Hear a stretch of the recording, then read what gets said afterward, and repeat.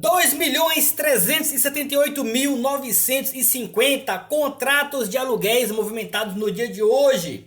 Vamos tratar sobre isso nesse vídeo, mas eu vou ter que seguir aqui a tendência do canal Quebrando Padrões e esclarecer para vocês falas que estão sendo distorcidas, pelo motivo a gente não sabe. Eu vou rebater no vídeo de hoje as falas do Samuel Possebon, que soltou essa live aqui, ao qual ele vem mensurar pela segunda vez que a Oi deve 9 bilhões para a Anatel. Vamos esclarecer os valores exatos que a Oi deve, que a Oi já pagou, quanto que falta dessa dívida, o que isso pode impactar nesse novo acordo de consenso ao qual, perante o próprio Baigorri, a partir de agora a coisa tende a ser rápida. Mas o Samuel Possebon, em sua live, insiste em querer trazer como se a coisa fosse demorar e dificultar a vida da Oi. Até me soa estranho um repórter focado para a área de telecomunicações, ao invés de trazer a notícia, está pendendo, que é justamente para o lado contra a Oi.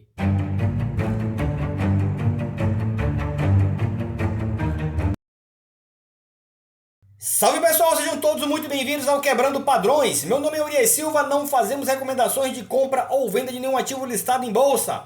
Para vocês que estão chegando aqui, sejam todos muito bem-vindos. Muito obrigado pela sua participação e confiança. Para os amigos que já fazem parte do canal, muito obrigado pela participação, os comentários. Sem muita enrolação, galera, vamos para os fatos. Todos eles deram sinal verde e o que começa a acontecer oficialmente é a contagem de prazos. A gente já detalhou isso em algumas ocasiões, mas lá na nossa matéria tem etapa por etapa, né, quais são os prazos aqui que precisam ser cumpridos. Em essência, mais ou menos 135 dias para, se todos os prazos forem cumpridos da forma como está estabelecido na instrução normativa do TCU, para que seja construindo esse processo de consenso.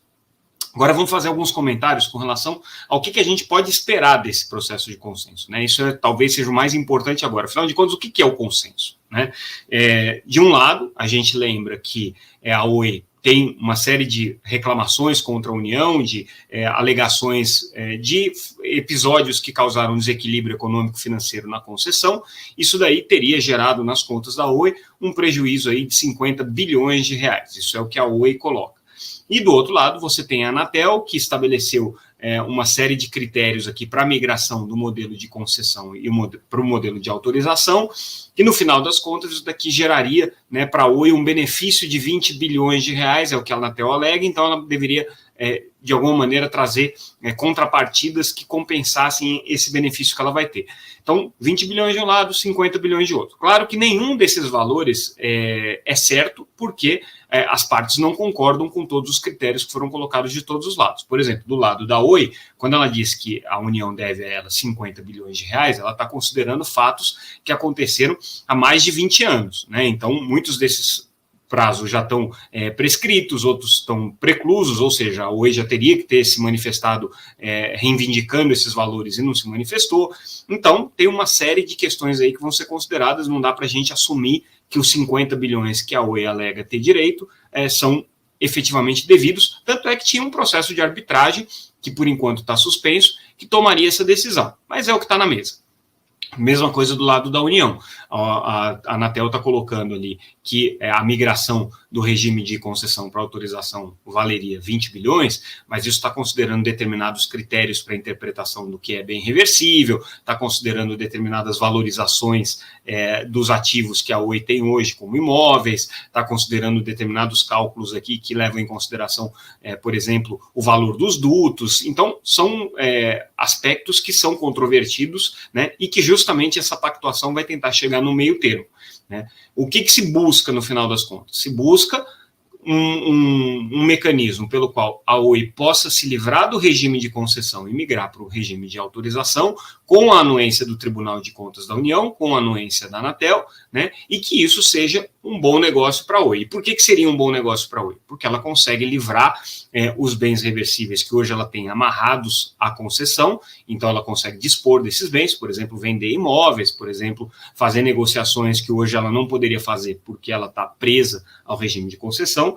Ela vai ter uma facilidade muito maior para negociar a sua posição acionária na Vital, porque a Vital hoje precisa ter pelo menos 20% do capital controlado pela Oi, justamente porque boa parte dos bens da Vital são considerados reversíveis, e ela não vai ter todo o ônus da concessão, né, de ser uma prestadora concessionária que tem obrigações a cumprir, tem que manter o cumprimento do Plano Geral de Metas de Universalização e outras exigências aqui que a regulamentação faz. Então, para a Oi, o benefício é esse. Qual seria o benefício para a União? E aqui é que a questão é um pouco mais complicada, porque essa negociação vai ter que chegar num meio termo que justifique para a Anatel fazer essa migração, né? Não pode ser 0 a 0. Então, no final das contas, o que os observadores aqui com que a gente conversa estão dizendo é o seguinte: se for 0 a 0, a Oi não tem que compensar em nada a União, e, portanto, a União não teria nenhum benefício para fazer essa migração da concessão para autorização. Seria muito melhor a União simplesmente deixar a concessão terminar e fazer uma nova licitação. Por outro lado, isso traz um risco, né, para a União, porque se não houver nenhum tipo de interessado nessa concessão, a própria União teria que prestar o serviço, né? Então, assim, vai ter que ser uma conta que vai chegar próximo de 0 a 0, no sentido de que a Oi não pode ser onerada por isso, considerando no momento em que a Oi está em recuperação judicial, está com uma situação de solvência muito mais complicada do que ela teria em situações normais. E o serviço de telefonia fixa não tem nenhum futuro, né? Pelo menos não da maneira como a gente conhece ele até hoje. A Oi não vai poder fazer pesados investimentos para poder ter essa migração, mas também não pode deixar a União sem nada. Então, o que vai ter que acontecer agora é um meio do caminho em que haja algum tipo de compromisso firmado pela Oi ou por seus parceiros, né? E aí se aposta muito que o BTG e a Vital vão ser partes importantes desse processo. Afinal de contas, o BTG está dando garantias dentro desse processo de empréstimos para a Oi. Recentemente, por exemplo, fez esse empréstimo de curto prazo, né, de 300 milhões de dólares, é sócio da Oi na Vital, então é hoje considerado aí talvez o principal fiador, vamos dizer assim, de qualquer compromisso que a Oi venha assumir, né? Está assumindo, né, toda a sucata da Oi, toda a rede legada da Oi está sendo transferida para o BTG dentro desse processo, né? Então, a negociação vai envolver aí esses critérios agora e essas necessidades aí de se fazer pelo menos uma conciliação por consenso nesse processo. É importante a gente tentar entender quem vai participar dessa conciliação. Então, a primeira etapa agora, com a aprovação dos ministros, é a indicação da comissão que vai fazer isso. É a comissão que vai elaborar, na verdade, essa proposta, vai tentar chegar a um entendimento. Participam dessa comissão a Anatel, o Tribunal de Contas da União, obviamente, a Oi vai participar também. A novidade é que o Ministério das Comunicações deve participar, então, o que traz aí um certo componente político para a história.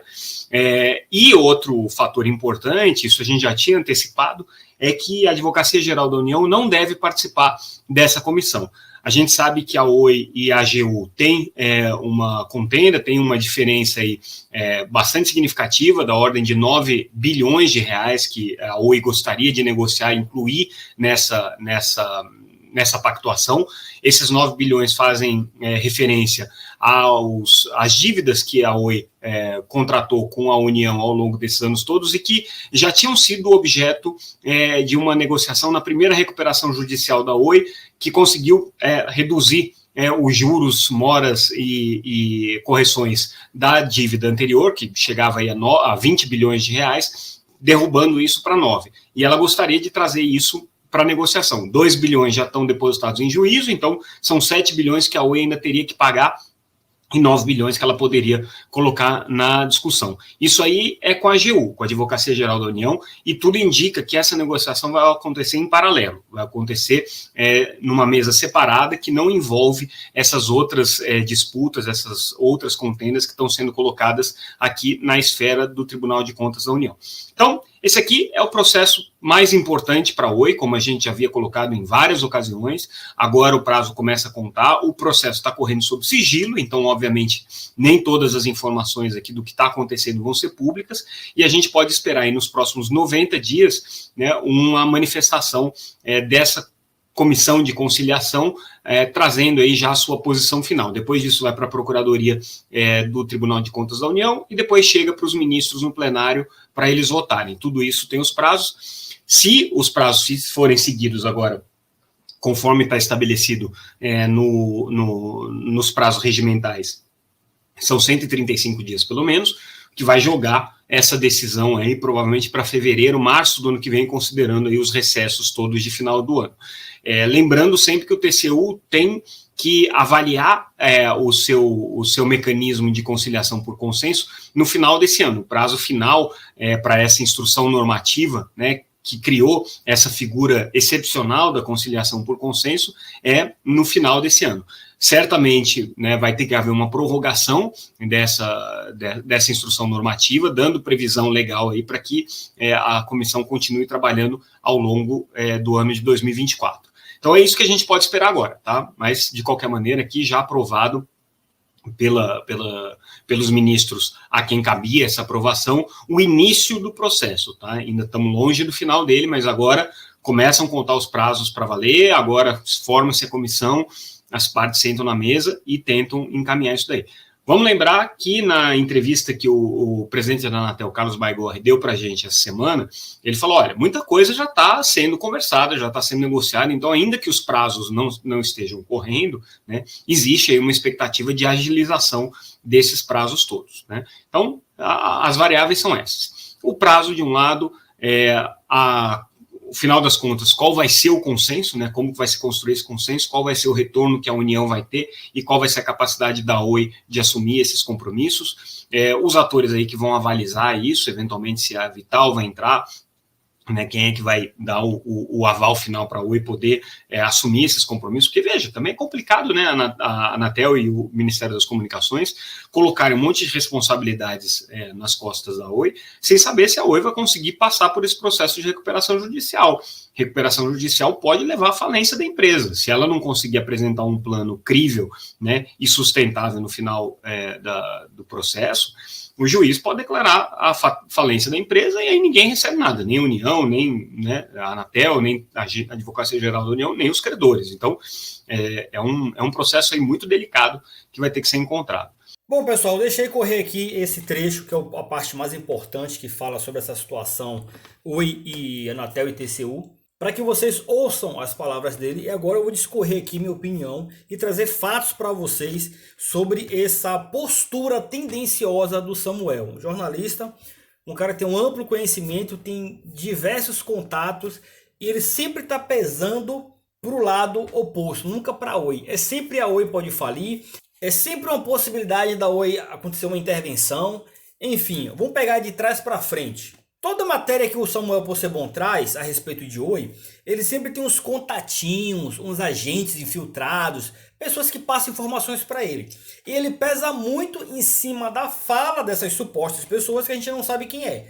Só que ele recebeu uma entrevista recentemente, como ele mesmo mencionou aqui no vídeo, do próprio Baigorre, que cortou ele por 2 vezes e deixou claro, passando a situação, os ministros aprovando, a coisa vai ser muito mais rápida. Logo as pessoas vão saber se vai ter de fato um acordo ou não. E aqui ele resolve frisar o prazo legal. Por que ele não ponderou meio a meio? Existe um prazo legal e existe a fala do presidente da Anatel, que deu entrevista para nós, deixando claro que, aprovando como já está aprovado pelos ministros, a coisa agora tende a ser muito mais rápido. Não, ele só deu uma leve frisada, que teve uma entrevista com o Baigorre e já encerrou o assunto. Na questão, galera, dos 9 bilhões que a Oi deve aí para a AGU, vamos desmentir isso aqui, trazer os fatos para vocês, que eu sempre alerto vocês. Vem no RI da empresa, cara, acompanha, busca, pesquisa e vocês vão entender o que de fato está acontecendo. Olha só, fato relevante, 31 de maio de 2022. Eu não vou ler todo esse conteúdo porque a maioria já tem conhecimento. Vamos agilizar aqui só para vocês entenderem números, valores e fatos. O instrumento de repactuação e transação, que abrange tanto o saldo dos débitos não tributários, objeto do termo de transação assinado em 27 de novembro de 2020, quando a repactuação dos novos débitos junto à Anatel prevê a concessão pela Anatel à Oi, de forma irrevogável e irretratável, de 54,99% de desconto sobre o valor de cada um desses débitos, incluindo o valor do principal devido, de forma que o débito total a ser pago pela Oi passa a ser de R$ 9.109.201.660,17, atualizado para o mês de maio de 2022. A dívida total, meus amigos, chegou ali a algo em torno de pouco mais de 20 bilhões. A Anatel pegou várias situações que inclusive nem estava nos holofotes na época, juntou tudo e formulou essa dívida. Ok, deu um belíssimo desconto. Do referido valor será deduzido o montante quitado pela companhia por meio dos depósitos judiciais já convertidos em rendas apropriados pela Anatel. Tá vendo aqui, Samuel Possebon? Apropriados pela Anatel, já está no caixa da Anatel, lá em maio de 2022, perdão. Resultando no saldo devedor 7.335.223.366,34. Samuel Possebon, você como jornalista, cara, deveria saber disso aqui. Deveria trazer esses números exatos para seus seguidores, cara. Você fala 9 bilhões, não existe 9 bilhões, olha o fato relevante. Que deverá ser quitado em 126 parcelas não lineares.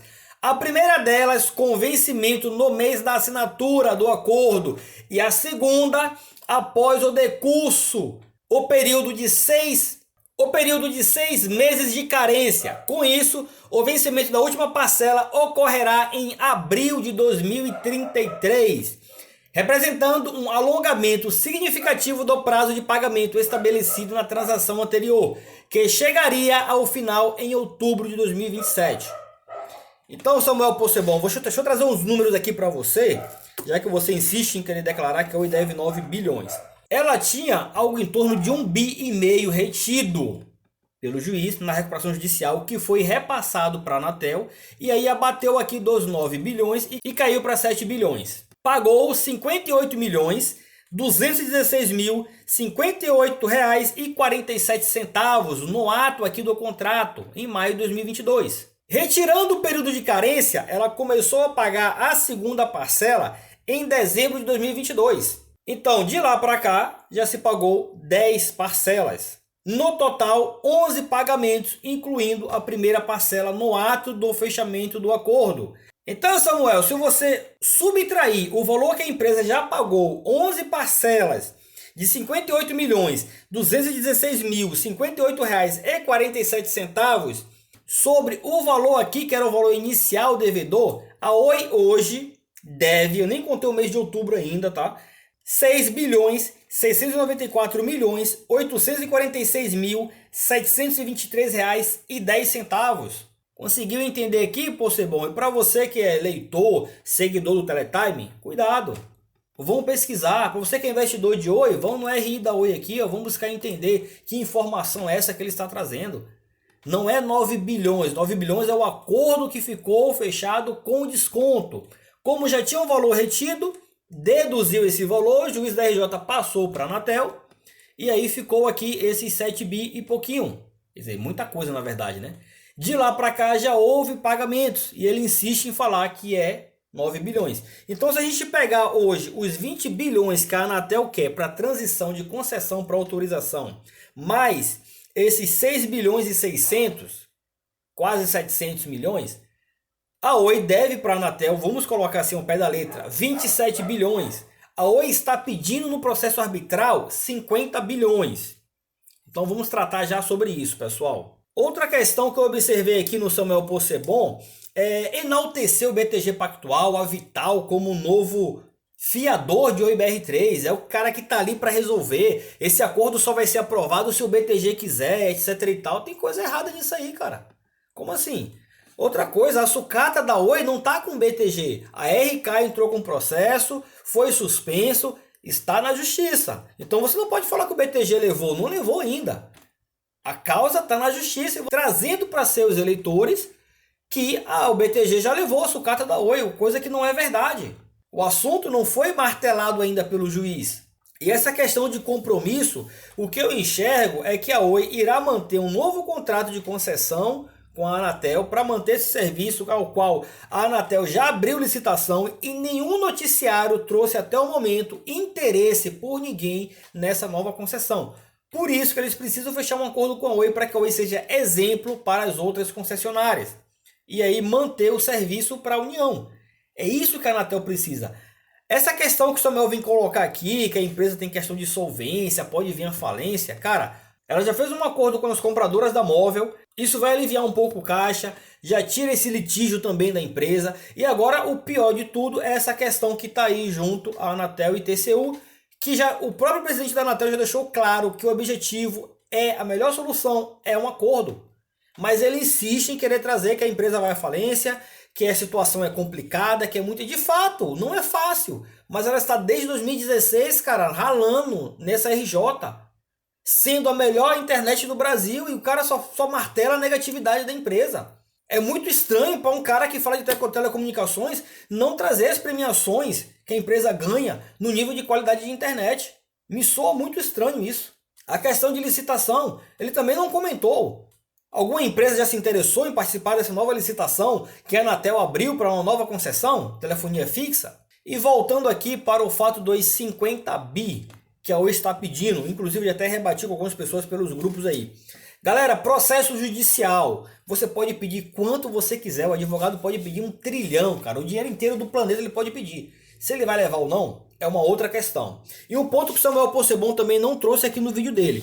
A Anatel já deixou claro que esses 50 bi que a Oi está pedindo, de fato, os números, o valor está correto. Não significa que ela vai ganhar. Isso é um fato também. Mas os números estão corretos perante a Anatel, perante a avaliação da própria Anatel. O que a gente enxerga dentro de um processo é o seguinte, isso seria um ponto positivo para a Oi. Galera, numa questão judicial, num litígio, se o juiz vai dar o deferimento do valor total, parcial ou não, ninguém sabe. Ela está pedindo, e normalmente se pede muito além do que se merece, para justamente morrer um pouquinho acima. Porém, qual é o fator? Se por um acaso o juiz desse 20 bi para a Oi e demorasse aí algo em torno de uns 5 anos, dentro desse processo aqui entra juros. Então vai que junto desses juros aqui chega ali em torno de 25 bi. Vamos calcular por baixo. Pô, mas a União tá pedindo 27. A Oi deve praticamente 27 para a União. Ela ganhou 25. Pô, ficaria devendo o quê? 2 bi só. Resolve, mata-mata. E ainda assim não teria que fechar um novo contrato de concessão. Então a situação não tá tão boa para a Anatel como o Samuel quer transparecer aqui na live dele. A situação está muito complicada para ambas as partes. É tanto que o próprio presidente da Anatel mudou o contexto dele, que a telefonia fixa seria algo que iria existir que nem a rádio. Só que agora já deixou claro que é algo obsoleto que não tem sentido mais. Então qual é o alerta que eu deixo para a galera? A Oi está pedindo 50 bi, não significa que ela vai levar 50 bi na justiça se for deixar as coisas correrem para vias de fato. Mas vindo para um acordo, ela tem sim um grande poder de barganha. Porque ela está pedindo praticamente metade do que a Anatel quer. Então, óbvio que existe aqui uma grande oportunidade para ambas as partes, mas o principal foco da Anatel é manter esse novo serviço de concessão. Por quê? Como o próprio Possebon comentou aqui. Se a Anatel não manter, vai ter que arrocar. O TCU, a União, vai ter que assumir e não tem potencial para isso. Não tem grana para injetar para isso. Então, é melhor fazer o quê? Ao invés de tirar dinheiro do caixa, simplesmente que o dinheiro não entre. Fica show de bola. Oi, você me deve 6 bilhões e 600, quase 6 bi 700. Vamos fechar um acordo aqui. Eu passo para vocês todos esses imóveis que vocês têm aí. Tudo fica de boa.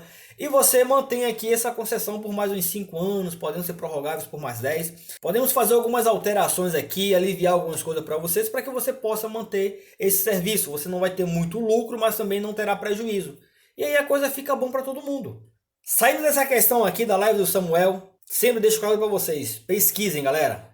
Algo que me chamou bastante atenção no dia de hoje, aluguéis de ações, bastante movimentos, 26 operações no dia de hoje. E por incrível que pareça, muitos contratos. 2.378.950 contratos de aluguéis no dia de hoje. Fica a dúvida, será que o pessoal está pulando fora do barquinho de operar vendido, de operar contra a Oi? ou será que estão aumentando posição contra a Oi? Fica a dúvida, só saberemos amanhã quando resolverem atualizar as informações. Mas o que me chama a atenção é que teve bastante operações nesses valores pequenos, de 1 a 10 contratos. Então, possivelmente, talvez, né, pequenos investidores pulando fora, com medo de se manter na posição. Olha só quantos contratinhos foram movimentados, mas também teve bastante contratos. Eu trouxe aqui para a planilha do Excel para mostrar para vocês. Bastante contratos movimentados no dia de hoje. Vindo para a cotação, meus amigos, travamos aqui na casa de 60 centavos. Cotação fez mínima a 59, máxima a 61 e fechou a 60 centavos. O que eu diria que foi até um valor bacana, um valor bom, considerando toda a situação global, a situação geral do mercado hoje, que não está muito boa, principalmente com essa questão da guerra lá em Israel, que pode azedar muita coisa pelas bolsas mundo afora. Então, observando por esse ângulo, fechamos em um patamar até razoável, vamos considerar assim. Meus amigos, esse é o vídeo de hoje. Agradeço a todos por sua participação. Cuidado com notícias tendenciosas. Na dúvida, meus amigos, pesquisem. Curte, comenta e compartilha, e até a próxima.